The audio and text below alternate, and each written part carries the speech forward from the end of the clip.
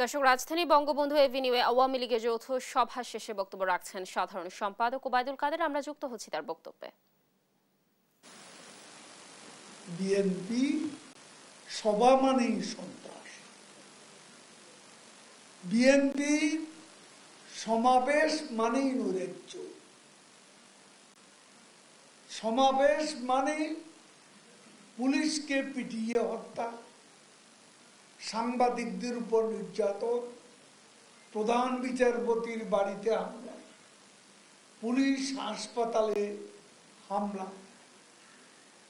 এটা আমরা 28শে অক্টোবর সারা দেশের মানুষ লক্ষ্য করেছে, আন্দোলন করেছে।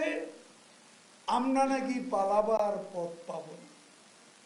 আর সেদিন দেখলাম মির্জা ফখরুল সাহেব সহ একে একে সব নেতা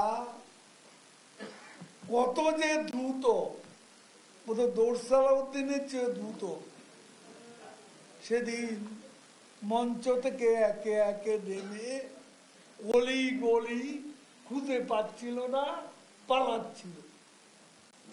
পালায় কারা? আবারও প্রমাণ হয়েছে পালায় বিএনপি।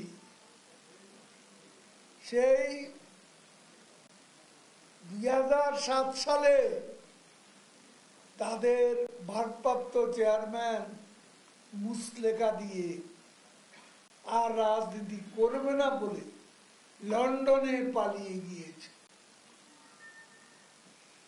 সেই নেতার আজও বাংলাদেশে ফেরার সৎসাহস হয়নি। যেই নেতার নির্দেশে এখন বিএনপি চলে, সেই নেতৃত্ব রিমোট কন্ট্রোল লিডারশিপ। বাংলাদেশের আন্দোলন নেতৃত্ব যদি বাংলাদেশের রাজপথে না থাকে, সেই আন্দোলন কোনোদিনও সফল হয় না। দর্শক, রাজধানী বঙ্গবন্ধু এভিনিউয়ে আওয়ামী লীগের যৌথ সভা শেষে বক্তব্য রাখছিলেন সাধারণ সম্পাদক ওবায়দুল কাদের। আমরা যুক্ত ছিলাম তার বক্তব্যে।